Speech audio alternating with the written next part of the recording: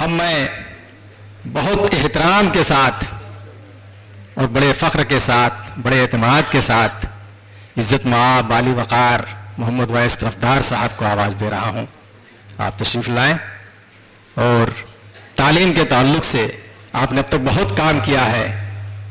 Scholar foundation, scholar public school, इसके अलावा दूसरे बहुत सी तंजीमें जिनसे आपका ताल्लुक़ हमेशा रहा है।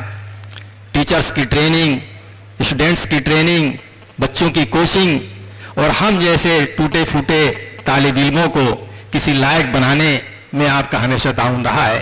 मैं आपसे दरख्वास्त कर रहा हूँ कि आप तशरीफ़ लाएँ और आज के इस प्रोग्राम के ताल्लुक़ से, जमील साहब के प्लान के ताल्लुक़ से अपने ख्यालात का इजहार फरमाएँ। वैस तरफ़दार साहब।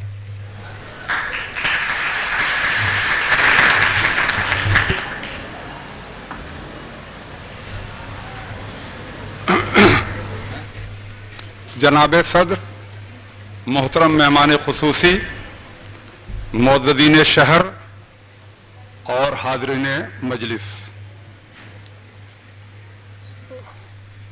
अपनी बात शुरू करने से पहले सिर्फ मैं ये कहना चाहता हूँ कि जो काम आपने बताया हमारे एंकर साहब ने कि ठीक है, थोड़ा बहुत काम ज़रूर किया है, मगर मैं वो कहाँ से हो गया जो खिताब आपने वो सब दे दिया। वो सब के लिए, ये सब चीज़ों के लिए आना दासा सोलन हो जाती है, आना फूल जाती है, जो आदमी को कहीं का नहीं रखती है। हाँ, यकीनन मैं खुद सेल्फ इंस्पायर्ड हूँ, मैं खुद अपने आप में मोटिवेटेड रहता हूँ। और एक छोटी सी बच्ची जब कोई क्लास क्वालिफाई करती है या कोई टीचर के अंदर कोई अज़्म आता है तो वहाँ से मेरा मोटिवेशन पॉइंट शुरू होता है। जैसे उज़्मा यहाँ बैठी हुई है, तो मैं माफ़ी चाहूँगा कि मैं उसके लिए डिज़र्व नहीं करता उन सब अलक़ाब व आदाब के लिए। एक आम सा इंसान हूँ और आम सा इंसान ही की हैसियत से, एक टीचर की हैसियत से मरना भी चाहता हूँ, सिर्फ एक टीचर की हैसियत से। मैं इस मौके से ये अर्ज़ करना चाहता हूँ कि किसी भी एक छोटे से सनती कस्बा जैसे मऊ, एक छोटा सा सनती कस्बा था कभी 50, 60, 70 साल पहले, उस सनती कस्बे को या ऐसे और बहुत सारे कस्बे को एक एजुकेशनल हब में तब्दील होने के लिए एक तो काफ़ी समय चाहिए और उसके लिए इंफ्रास्ट्रक्चर चाहिए। इंफ्रास्ट्रक्चर के लिए गोया कि इंफ्रास्ट्रक्चर का मतलब उसके लवाजिमात, वो लवाजिमात के लिए मैं मशकूर हूँ अपने असलाफ का, अपने साबिका उलमाए कराम का, कि जब हिंदुस्तान में अंग्रेज़ों की दुश्मनी में खुसूसन मुसलमान अंग्रेज़ी का बाइकाट कर रहे थे, तो यहाँ पे हमारे उलमाए कराम और हमारे असलाफ ने जदीद तालीम के मरकज़ खोले। ये इसके लिए मैं हमेशा आभारी रहूँगा। हिंदू कम्युनिटी ने सिर्फ अंग्रेज़ों से नफरत किया, मगर मुसलमानों ने अंग्रेज़ों के साथ साथ उनके कल्चर, उनकी ज़बान से भी नफरत किया, इसीलिए बहुत पीछे हो गए। अब वो ज़माना गुजर गया, मुल्क की तकसीम हो गई, हमारा मुस्तकबिल इसी मुल्क में है। 36 में गालिबन 1936 में मुस्लिम इंटर कॉलेज कायम हो गया, उसके बाद बेशतर अरबिक मदारिस कायम हो गए। और ये मैं लवाज़िमात तो बोल रहा हूँ, उन अरबिक मदारिस ने असरी उलूम की दरसगाहें कायम कर दिया। यहाँ पे जितने भी दीनी मदारिस हैं या जितने असरी या मॉडर्न एजुकेशन के सेंटर हैं, आप उसकी बुनियाद में जाइएगा तो कोई न कोई मदरसा मिलेगा। तो उन मदरसों ने हमको इंफ्रास्ट्रक्चर, जो पहला बुनियादी इंफ्रास्ट्रक्चर मदरसों ने सप्लाई कर दिया। और जब 70 की दहाई के बाद अचानक एहसास हुआ कि कंपटीशन भी कोई चीज़ होती है, सिर्फ ग्रेजुएशन या असरी तालीम मानी नहीं है, बल्कि अब हिंदुस्तान या पूरी दुनिया कंपटीशन की तरफ जा रही है। तो कंपटीशन के लिए माहौल बनाने के लिए हमारे पास एकेडमिक अदारे मौजूद थे, बुनियादी अदारे मौजूद थे। कुछ हमारे ही नस्लों ने उसके बाद जीके कंपटीशन कराना शुरू किया और धीरे धीरे करके ये कंपटीशन का मिजाज, जीके कंपटीशन छोटे छोटे बच्चों का 6 से लेकर के 10 तक के 12 तक का, लोग इसको अहमियत नहीं देते हैं। और मैं हमेशा उधर से कहता हूँ, उधर साहब से कहता हूँ कि इसकी बहुत बड़ी अहमियत है। एग्जाम पास करना वहाँ पे अगर एक्चुअली अच्छा अच्छा, इशू है वो ऑडियो अरे मैं वहीं चला आता हूँ। अरे नहीं नहीं नहीं, बहुत मैं ऐसे ही उधर से आऊँ। ऑडिबल नहीं है सर।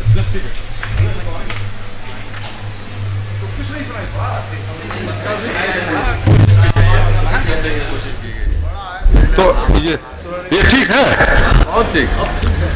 वेरी सॉरी, मैं फिर वही बात शुरू करता हूं कि किसी छोटे से सनती कस्बे को एजुकेशन हब में बदलने के लिए जो लवाजिमात चाहिए वो हमारे बुजुर्गों ने, हमारे असलाफ ने और हमारे साबिक़ा उलमाए कराम ने गोया कि कोई मुखालफत नहीं किया, बल्कि मतलब एक तरीके से मुआवनत किया, शुरुआत किया। और उसके बाद जब 70-80 की दहाई में कंपटीशन का रुझान बना तो हमारे पास इंफ्रास्ट्रक्चर मौजूद था और लोगों ने अपने अपने वक्त पे अपने रोल अदा किए।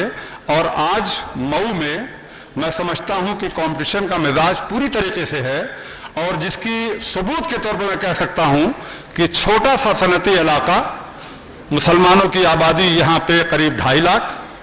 मैं मुस्लिम आबादी पर इसलिए फोकस कर रहा हूं ताकि इसलिए कि इनकी एक समस्या है, ये हिंदुस्तान में अपने आप को एडजस्ट नहीं कर पा रहे हैं और ये समझते हैं कि गैर हमारा दुश्मन है। मैं इसकी नफी करता हूं। मैं सिर्फ ये कहता हूं कि किसी भी अक़लियत को अगर अक्सरियत के मुकाबले में जिंदा रहना है तो उनसे ज्यादा उनको मेहनत करनी होगी।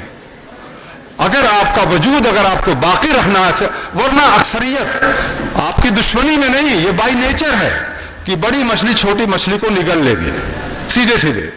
तो ऐसी बुनियादों पे तमाम अक़लियतों के लिए जरूरी है कि अगर वो सरवाइव करना चाहती हो भी इज्जत के साथ, तो अक्सरियत से ज्यादा उनको मेहनत करनी पड़ेगी। और इसीलिए मैं फोकस कर रहा हूं मुस्लिम कम्युनिटी के एजुकेशन पर। हिंदू कम्युनिटी के एजुकेशन का मैटर नहीं है, आज ग्लोबली वो छाए हुए हैं। इसरो में इंडियंस हैं, आपके जो भी आपके वर्ल्ड बैंक में इंडियंस हैं, छाए हुए हैं। अब उसके बाद आपके नासा में इंडियन छाए हुए हैं। तो आज पूरी दुनिया में इंडियंस का एक रुतबा है, इसलिए कि ये बहुत ज्यादा मेहनती है। तो मेरा फोकस सिर्फ यहाँ पे मुस्लिम्स का है कि हमने यहाँ पे एक रोल अच्छा अदा किया, जिसकी वजह से कॉम्पिटिटिव मिजाज हमारा पैदा हुआ और सिविल सर्विसेज के इम्तिहान की तरफ, मेडिकल की तरफ, नीट की तरफ हम आगे बढ़े और धीरे धीरे कामयाबी हासिल किए। मगर मैं समझता था जमील साहब कि हम लोग कुछ कामयाब हैं, वाकई मुझे कुछ खुशफहमी थी। 4 तारीख को एक न्यूज पढ़ी मैंने इनकलाब में, शायद आपने भी पढ़ी होगी। इनकलाब में तीसरे नंबर पे एक न्यूज थी जौनपुर की। जौनपुर में एक गांव का जिक्र किया गया है जिसका नाम है वो माधोपट्टी। माधोपट्टी के बारे में पूरा डिटेल आया है कि माधोपट्टी जौनपुर से 11 किलोमीटर दूर है। वहां पे 800 आबादी है, ठाकुर बाहुल्य इलाका है। 800 आबादी में 75 घर है और 75 घर में 47 सिविल सर्वेंट और पीसीएस है। 47 आईएएस का गांव उसको बोला जाता है। सन 1914 में मुर्तजा हुसैन, पहला शख्स मुर्तजा हुसैन जिसने पीसीएस क्वालिफाई किया, कमिश्नर बने। वहां से एक समझ लीजिए कि वो शुरुआत हो गई। फिर सन 1952-53 में वहां पे एक ठाकुर ने 33वीं पोजीशन हासिल किया सिविल सर्विसेज में। आज की पोजीशन में है कि 4 सगे भाई 4 के चारों आईएएस हो गए। वहां पे भी लड़के लड़कियां दुनिया भर के जो वर्ल्ड जो के ऑर्गेनाइजेशंस हैं उसमें भी छाए हुए हैं। तो मैं समझा कि 800 का गांव और वहां पे 47 सिविल सर्वेंट, और मैं 2.5 लाख के कस्बे में 11 पे मुतमईन था, 9 पे मुतमईन था कि 9 सिविल सर्वेंट हो गए तो खासे हैं। मगर मेरा इत्मीनान गलत था। वहां पे एक शख्स अगर मुर्तजा हुसैन क्वालिफाई करके सन 1914 में एक आग लगा सकते हैं और आके आज 47 सिविल सर्वेंट हो सकते हैं, तो हम लोगों को उनसे सबक लेना चाहिए। और अब जो कुछ भी हमने किया, अब उसके बाद इसकी अगली पेशरफ्त में कि किस तरीके से हम वो गांव में हम तब्दील हो जाएं। गांव की जो जिसका क्या नाम बताया था उसका, कौन पट्टी, माधोपट्टी के मुकाबले में हमारा भी नाम आने लगे, उस तक पहुंचने के लिए हमारे जमील अंसारी साहब ने एक पेशकदमी किया है। उस गांव तक मेरा वो टारगेट अब वही बन गया है। और उस गांव तक पहुंचने के लिए जमील अंसारी साहब की एक जो पेशरफ्त है उसको मैं मुबारक समझता हूं। और मैं जमील अंसारी साहब की बातें, उनके प्लान, उनके अज़ाइम, उनके मिशन आपने सुने, गौर से सुना, मैं भी गौर से सुन रहा था। चूंकि हो सकता है कि आपने कई बार उनको सुना हो मगर आपको उनके साथ काम करने का इत्तेफाक ना हुआ हो सकता है कि आपको उनकी बातें अच्छी लग रही हों मगर अभी भी जब वो जो कोई कोचिंग सेंटर कायम करे या कोई प्लान लेके आए तो आपको विश्वास ना हो, ऐसा हो सकता है। मगर जाती तौर से मेरा विश्वास इसलिए है कि लगभग 4-5 सालों से मैं उनके साथ काम करता हूं। मेरा उनका कतई कोई तारुफ नहीं था, मैं नाम भी नहीं जानता था। एक हमारे दीनियात के मुअज़्ज़ज़ टीचर हैं फुआद साहब, जो हमारे स्टेज पे तशरीफ फरमा मौलाना महफूज़ुर रहमान फैजी साहब के साहबजादे हैं, उन्होंने बताया कि साहब इस नाम का लड़का दैनिक जागरण में काम करते हैं और उनका एजुकेशन पे तजुर्बा है। उसके बाद राब्ते हुए और राब्ते के बाद मैंने इनको दावत दिया और जब ये आ करके पहले उन्होंने कहा कि बच्चों की कोचिंग मैं नहीं करूंगा, मैं टीचर्स की कोचिंग करूंगा। तो ये उल्मा वगैरह का बैच था, इन लोगों ने कोचिंग लिया और मैं खुद कोचिंग में बैठता था, इनसे मैं खुद सीखता था, मैं इनका स्टूडेंट भी हूँ। कैसे द आर्ट ऑफ टीचिंग, कैसे पढ़ाया जाए, बच्चों को कैसे मोटिवेट किया जाए, ये खुद मैं बैठ करके इनकी क्लास में सीखा। एक स्टूडेंट की तरह फला क्वेश्चन पूछते थे तो मैं भी हाथ उठाता था, मैं भी जवाब देता था कि नहीं आपका जवाब गलत है। इस तरीके से स्टूडेंट की हैसियत से मैं इनकी क्लास में बैठा और इनके तरीक़ेकार को गौर से समझा और सीखने की मैंने कोशिश किया। यकीनन इनका तरीक़ा तालीम बिल्कुल जुदा था। मुझे लगा कि हम लोग अगर किताबों के जरिए बढ़ेंगे तो काफ़ी टाइम लगेगा, इनके तजुर्बात से हमें फ़ायदा उठाना चाहिए। और माशाअल्लाह हमारे टीचर ट्रेनिंग लिए। अब इसके बाद हमारे वहाँ फ़ायदा ये हुआ कि जब ट्रेन टीचर हो गए तो उन्हीं की ट्रेनिंग की वजह से जो बाकी और टीचर आ रहे हैं उनको भी हम बड़े आराम से कोचिंग ट्रेनिंग दे देते हैं, ट्रेन कर देते हैं, तो एक सिलसिला शुरू हो गया। मैं इनके अज़ाइम की बात करूं कि जब ये पहली कोचिंग में आए तो आपको याद होगा कि मऊ में ज़लज़ला आया था, तो हमारी सब कोचिंग चल रही थी। कोचिंग में बच्चों की छुट्टी थी, सिर्फ हमारे गालिबन 25 बच्चे कोचिंग ले रहे थे, ये क्लास ले रहे थे। अचानक ज़लज़ला आया, तमाम बच्चों को लेकर के हम लोग बाहर आ गए लॉन में और उसके सिर्फ 15 मिनट मैंने टाइम दिया। जमील साहब से मैंने पूछा कि आप क्लास की पोजीशन में हैं, तो बोले कि ज़लज़ले के दरमियान में भी कोचिंग कर सकता हूं मैं। हाँ, ज़लज़ला आता भी रहेगा तो भी मैं कोचिंग, मेरी क्लास चलती रहेगी। बच्चों से मैंने कहा क्लास चलो। ज़लज़ला आया था, आ चुका था, खौफ दहशत थी, पूरे मऊ का लोग सड़कों पे थे, मतलब मैदानों में थे और हम लोग क्लास में चले गए।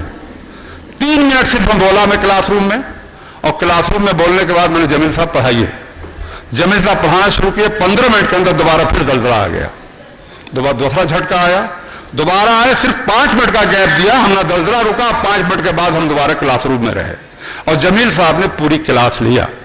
तो इससे आपको अंदाजा हो सकता है कि इस आदमी के अंदर कितना मिशनरी जज्बा है, कितना धैर्य है, इनके अंदर कितना पेशेंस है, कितना ज्यादा इनके अंदर फियरलेसनेस है, कितनी बेबाकी है। इसी से आप अंदाजा लगा सकते हैं। मैं इनकी आमद को एक नेक फाल समझता हूं। फायदा यह होगा कि इनके लिंक, जैसे मैं बहुत परेशान हो जाता था किसी खास मौजू पर, अगर मुझे किसी से समझना हो, टिप लेना हो कि मेंटली प्रिंसिपल साहब दुबे जी, ये आप कह रहा हूं कि अगर मान लो कोई लड़का मेंटली रिटार्डेड है, थोड़ा सा मेंटली कमजोर है, उसको हम कैसे ट्रीट करें, एक मसला आता है। तो ऐसे बहुत सारे और मसाइल आते हैं। नोटोरियस बच्चों को कैसे कंट्रोल करें, बहुत ही जो शरारती बच्चे हैं उनको कैसे कंट्रोल, ये सब बड़े सवालात क्लास में आते हैं। गार्जियन तो भेज के मुतमईन हो जाते हैं कि बच्चा पढ़ रहा है, मगर वो नहीं जानते हैं कि अगर 50 बच्चों की क्लास है तो 50 किस्म के बच्चे हैं और टीचर को एक ही मरतबा कंट्रोल करना पड़ता है। तो इन सब सवालात के लिए हमको एक एक्सपर्ट चाहिए था। मेरे लिए सबसे बड़ी खुशी की बात यह है कि जमील अंसारी यहाँ मौजूद हैं। इनकी वजह से मेरे जितने भी इश्कालात होंगे, जो प्रॉब्लम्स होंगी, कम से कम मैं उनके साथ शेयर करके सोल्यूशन तो निकाल लूंगा। और इनके इतने लिंक हैं कि अगर इनके पास वो जवाब, ऐसा भी हुआ कि मैंने कोई क्वेश्चन पूछा तो उन्होंने कहा कि 24 घंटे के बाद, और उसके बाद इनके पूरे लिंक्स हैं, बड़े पूरे हिंदुस्तान में इनके लिंक्स हैं, वहां से सेटिस्फैक्ट्री जवाब ले करके मुझे कॉल करके बता देते हैं इसका ये जवाब है। तो एक बहुत बड़ी फायदा उठाने के लिए मऊ की मैनेजमेंट से मैं रिक्वेस्ट करना चाहता हूं कि मऊ की मैनेजमेंट इनसे फायदा उठाए। ये अगर आप इनसे फायदा नहीं उठाएंगे तो ये महदूद हो जाएंगे अपनी कोचिंग तक, और कुछ दिन के बाद ये जो आज इनका इमोशन है, जो इन्होंने कहा है कि मऊ की मिट्टी में अपना खून मिलाने आया हूं, तो जुमला याद है आपको, मऊ की मिट्टी में अपना खून मिलाने आया हूं, मऊ के पसीने, मऊ की धरती पर अपना खून मिलाने आया हूं आपके पसीने के साथ। तो अगर आपने कोऑपरेशन नहीं दिया, कोऑपरेशन का मतलब कि आपने इनकी सलाहियतों का फायदा नहीं उठाया, तो धीरे धीरे करके ये प्रोफेशनल हो जाएंगे, मऊ से जाएंगे नहीं, प्रोफेशनल हो जाएंगे। और प्रोफेशनल होने का मतलब ये होगा कि इनको मतलब होगा कि सिर्फ कुछ महदूद बच्चों की कामयाबी और फीस। इस वजह से सबसे बड़ा काम ये होगा कि मऊ के तमाम तालीमी अदारे, चाहे वो दीनी तालीमी हो या असली तालीमी अदारे हैं, इनसे फायदा उठाएं, इनके लेक्चर्स रखवाएं, तभी मैं समझता हूं कि इसका हल हो सकता है। मुझे पूरा विश्वास है कि आपकी इस कोशिश से मऊ को एक नई दिशा मिलेगी, और हम सब मिल करके एक वो जो कौन पट्टी है, माधव पट्टी, हम इस शहर को बनाएंगे इंशाअल्लाह। इसी के बाद अपनी बात खत्म करता हूं। शुक्रिया।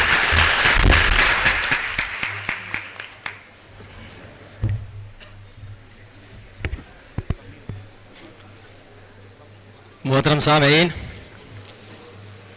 जमील साहब के अज़ाइम के ताल्लुक से वैस तरफदार साहब के एहसासात और मशवरे